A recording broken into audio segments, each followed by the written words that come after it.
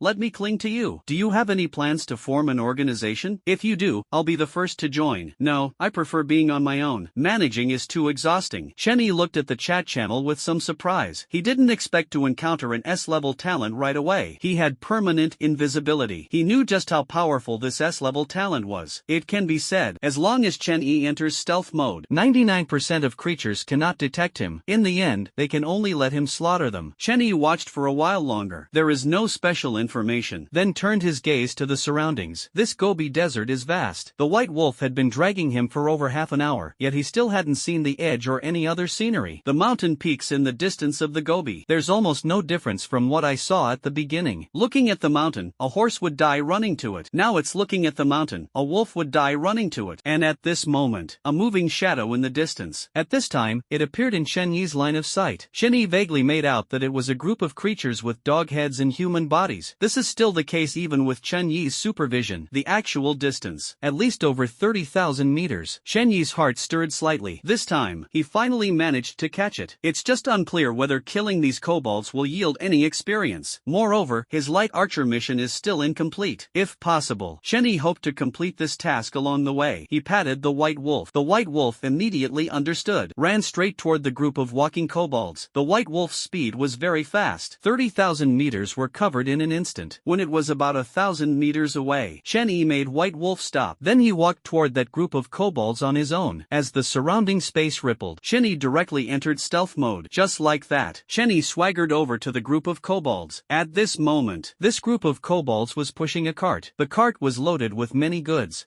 What surprised Shen Yi was, none of these kobolds are below level 15. The highest ranking kobold even reached level 20, which is the level cap of this world. Kobold Shield Guard, level 20. Base Strength 24. Base Constitution 30. Base Agility 12. Base Intelligence 11. Talent, Hard-Headed Dog. Hard-Headed Dog, physical damage to your skull is reduced by 30%. Skills, Defensive Stance, Hold the Line. Introduction, a Kobold Shield Guard with excellent defense. Shen Yi looked at the kobold's tough head. He couldn't help but feel a bit strange. After plundering this talent, I wonder what it will amplify into. These kobolds are conversing. The language of the battlefield of myriad worlds is universally understood. Shen Yi understood the specific meaning of what these kobolds were saying. We must hurry to reach Shaman City before nightfall. Only in the city will we be safe. Indeed, the race competing with us for the world boss kill rights has descended. I heard from the city lord that they're preparing to join forces with the king to mobilize an army to annihilate humanity. We descended more than a year ahead of schedule, and I truly don't believe we can't wipe out these humans. Exactly, our king's strength is at the king level. Dealing with these insignificant humans is a piece of cake. Be cautious in everything. Although we developed a year ahead, according to our kobold prophet, humans have S-level talent individuals. What? S-level talent? Our king only has A-level talent. Don't boost others' morale while undermining our own. Our king has a hidden profession after job change. Shen Yi felt a bit surprised upon hearing this. So these kobolds had already arrived here a year in advance. Kobolds that developed a year earlier hold an advantage over humans. That is unimaginable. Since that's the case, then let's eliminate the kobolds' living forces first. Thinking of this, Shen Yi took out the Glory of Sanctity. Shen Yi counted these kobolds carefully. There were as many as 32. Shen Yi began shooting arrows at those kobolds. His hand speed was extremely fast. On the other hand, he also wanted to complete the Light Archer's class change quest. Whoosh, whoosh, whoosh, one after another. The kobolds were caught off guard. It happened almost instantly. More than a dozen kobolds had their throats pierced by Shen Yi. At this moment, the timer on Shen Yi's mission panel also started. At the same time, Shen Yi's ears also rang with a voice. Congratulations on plundering the kobold talent, Hard-Headed Kobold. Hard-Headed Kobold amplified 100-fold, becoming Super Hard-Headed Kobold. Super Hard-Headed Kobold. Grade C. Effect, damage to your head is reduced by 80%. The head receives an 80% damage reduction. Shen Yi was quite satisfied with this talent. From now on, anyone who wants to blow his head off will have to think twice. Afterward, Shen Yi continued shooting. The other kobolds also reacted. Unable to locate Shen Yi's position, they could only hold their shields and defend haphazardly. The defensive stance can only secure one direction, but this haphazard defense simply cannot block Shen Yi's arrows, directly seizing the opportunity to kill him. Shen Yi's hand felt hot. This was caused by continuous shooting. After accelerating blood flow, it became even faster. 54 seconds later, all the kobolds were wiped out. Shen Yi was pleasantly surprised to discover his experience bar had directly risen to level 10, 51.2%, so killing these kobolds, it was gained through experience. Then one's goal is clear. Are these kobolds going to Shaman City? Then I must go and see for myself. At this moment, a voice sounded in Shen Yi's ear. Congratulations, you have successfully completed the Light Archer job transfer quest. Congratulations, you have obtained the Light Archer job transfer scroll. Congratulations. Congratulations, you have obtained the exclusive Light Archer skill book Triple Shot. Triple Shot. Description: shoots 3 arrows in an instant, each with 100% power. Not bad. Shenny looked at the triple shot with satisfaction. Afterward, Shenny opened the Light Archer job change scroll. A ray of brilliance immediately surged into Chen Yi's body. A voice echoed in Chen Yi's ears. Congratulations, you have successfully changed your profession to Light Archer, with an additional plus 0.5 agility growth. This 0.5 agility growth is very helpful for Chen Yi at the moment. Agility pertains to all speed and reaction abilities. It is an extremely important attribute. Afterward, Chen Yi learned the triple shot. A large amount of knowledge instantly flooded into his mind. How to use this triple shot. Chen Yi looked at the goods on the kobold's cart. Bend the bow. Knock the arrow. Whoosh, whoosh, whoosh. 3 arrows fly simultaneously. Clang, clang, clang. All hit the top of the truck. Boom. The flames instantly exploded, blowing the truck apart, scattering the supplies inside all over the ground.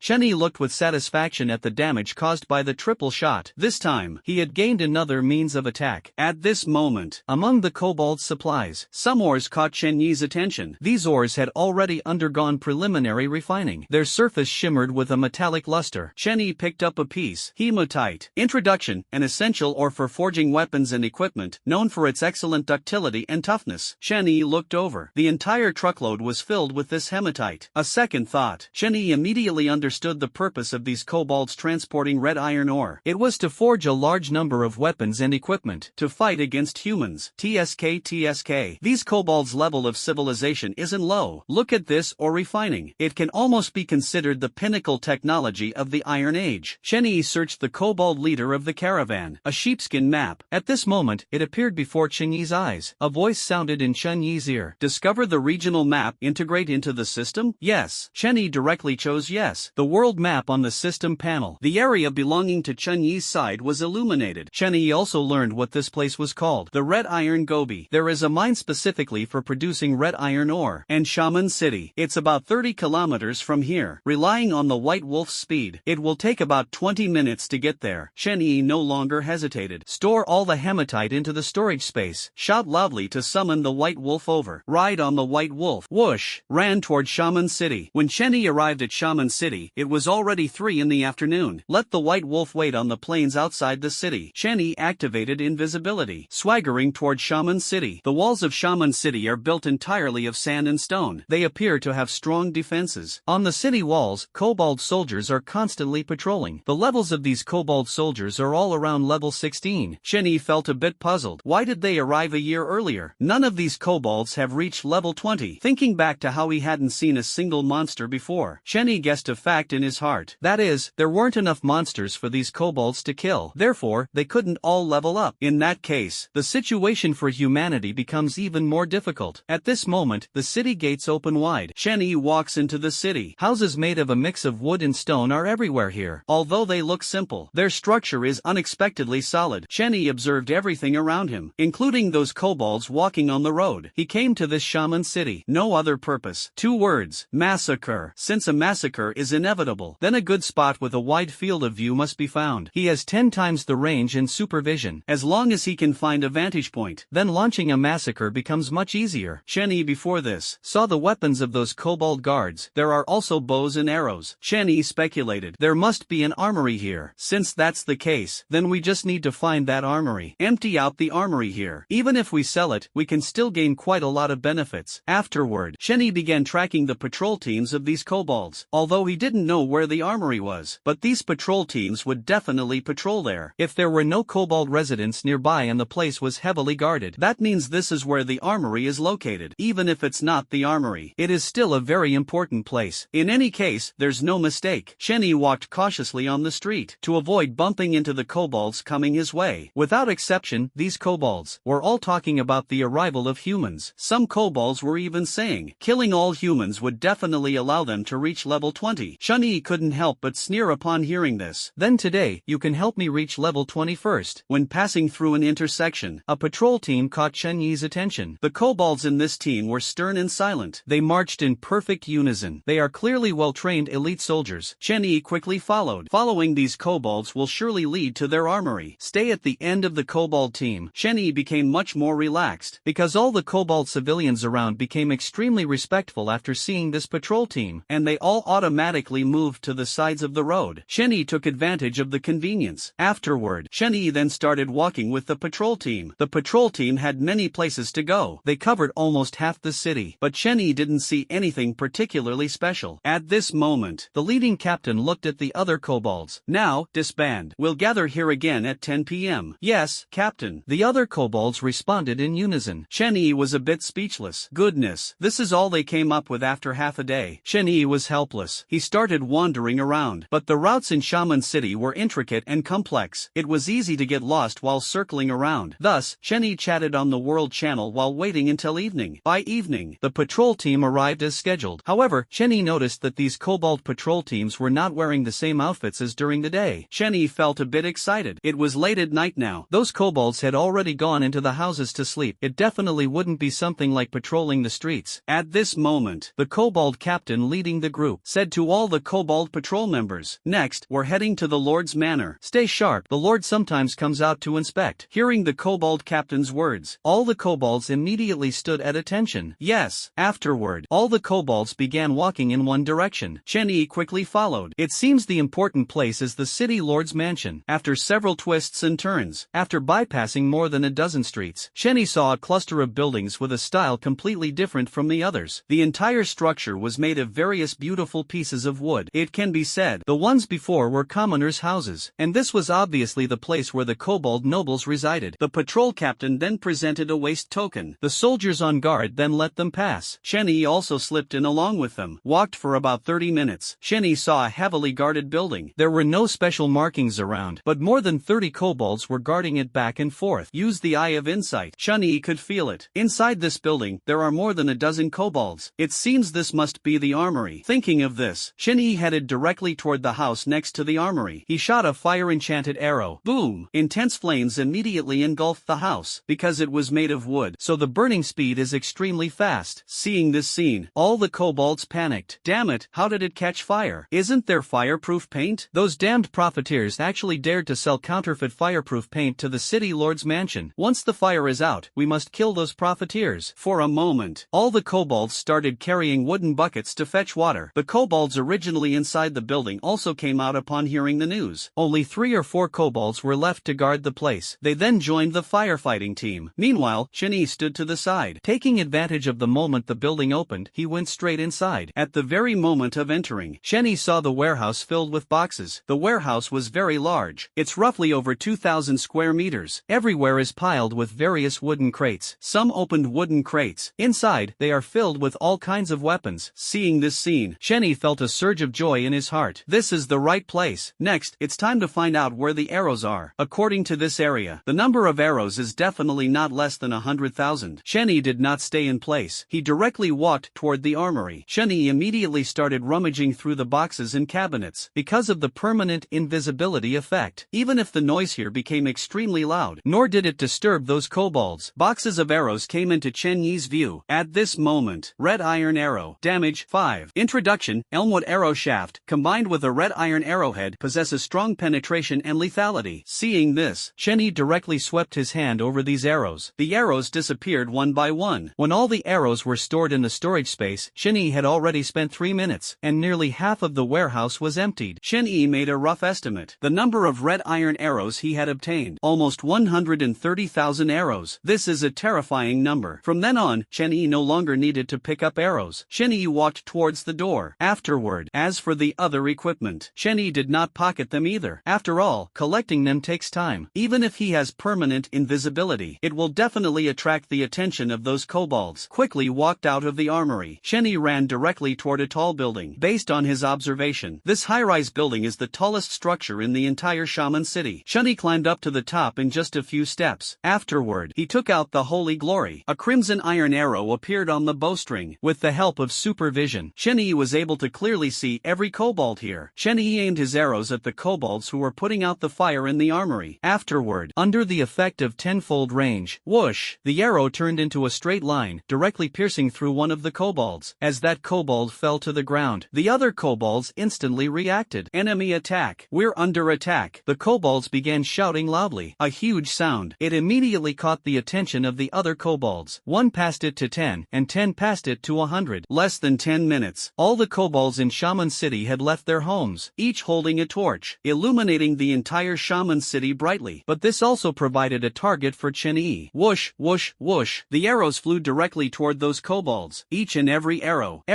could precisely hit an enemy. Moreover, Chen Yi's arrows carried immense force. None of the kobolds struck by the arrows could survive. Gradually, Chen Yi's commotion attracted the attention of the city lord's mansion. Inside the city lord's mansion, the kobold Oakwood Shield was very troubled. As the lord of Shaman City, the order received was to craft a large amount of equipment, and now it is clear that they have encountered a human ambush. What they used was the Scarlet Iron Arrow. This is simply unacceptable. Oak Shield looked at the surrounding kobold soldiers. Afterward, go, we must find this hateful human. Just as Oak Shield was preparing to lead the soldiers out of the lord's mansion, yes, a voice appeared behind Oak Shield. Oak Shield, don't rush. That human has the ability to become invisible, so you won't be able to find him. Upon hearing this, a look of respect appeared on Oak Shield's face. He then said, Prophet, are we just going to let that human slaughter our people like this? A kobold dressed in a robe appeared in the Lord's council chamber. At this moment, this kobold's hair and beard were completely white. At a glance, it was clear he was a highly respected kobold. The seer then looked at Oak Shield. This human's stealth level is very high. I can't pinpoint his exact location, but I can lure him into the trap we've set. Hearing the prophet say this, Oak Shield suddenly felt enlightened. From the time he descended into this world a year ago, they had already learned that there would be a race to wage war against them in the future. Therefore, when building the city, they took this situation into consideration. Hundreds of traps, both large and small, were set up throughout the city. Yes, lure him into the trap. This is what we should do. Oak Shield looked at the other kobolds. Afterward, now, all shield guards, come with me to the city to cover the retreat of kobolds from other professions. Now is the time for us to make sacrifices. Hearing Oak Shield say this, the other kobold shield guards immediately responded loudly. The kobolds of the shield guard profession directly left the Lord's mansion. Yes, afterward, at the moment Oak Shield stepped out, saw the sky filled with flames, and the heart-wrenching screams echoing in the ears. Not a single kobold could withstand such an attack. Seeing this scene, the Oak Shield's eyes were about to burst with rage. Damn human, just you wait. The Oak Shield directly roared at the surroundings. Thinking of this, all shield guards, cover the other professionals. At the same time, sending messages in the kobold's chat channel, talking about the news of Shaman City being ambushed, and commanding the other shield guards in Shaman City. The originally panicked kobolds quickly restored order. For a moment, thousands of shield guards raised their shields, covering other professions as they retreated to the positions where they had previously drilled. Chen Yi couldn't help but feel a bit surprised at this scene. He hadn't expected the kobolds to be so well trained. These kobolds really can't be regarded as an ordinary race. But thinking is just thinking. Chen Yi didn't hesitate much. He continued shooting. Even with shield guards blocking, there are still many gaps, making it impossible to fully defend against Chen Yi's arrows. Through Chen Yi's relentless efforts, over 1,000 kobolds fell under his arrows. At the same time, Chen Yi also gained a large amount of experience. This directly leveled him up to level 12. Both strength and agility increased, make it more convenient for him to shoot. It can even penetrate some lightweight shields and directly kill the shield bearers behind them. However, this situation for Chen Yi did not last long. All the kobolds shifted to a blind spot of the tall building where Chen Yi was located. The place was surrounded by city walls. There was simply no way for the enemies to attack there. Chen Yi thought for a moment. Then he directly leaped downstairs, heading towards another direction where these kobolds could be shot. A massive magic circle lit up in the sky. At this moment, Chen Yi saw this scene, instantly felt a hint of danger. He could feel that this magic array was very unfavorable to him. A giant eye appeared in the magic array in the sky. At this moment, the giant eye emitted a beam of light. The beam began scanning the buildings one by one. Chen Yi was somewhat uncertain. Could this giant eye scan him? But for safety reasons, Chen Yi began to avoid the beam of light from the giant eye. But gradually, Chen Yi suddenly felt the air around him begin to solidify. This feeling, it was as if he were imprisoned by something. A sound echoed in his ears. You have entered the confinement zone. Movement is restricted in the confinement state. An old kobold mage was slowly walking toward Chen Yi. At this moment, Chen Yi's heart sank. Could it be that he was discovered? As the distance decreased, Chen Yi's mind also conjured up the attribute panel of this old kobold. Kobold Prophet. Level 20. Base Strength 14. Base Constitution 13. Base Agility 16. Basic Intelligence 34. Talent Dog-Headed Cleverness. Dog-Headed Cleverness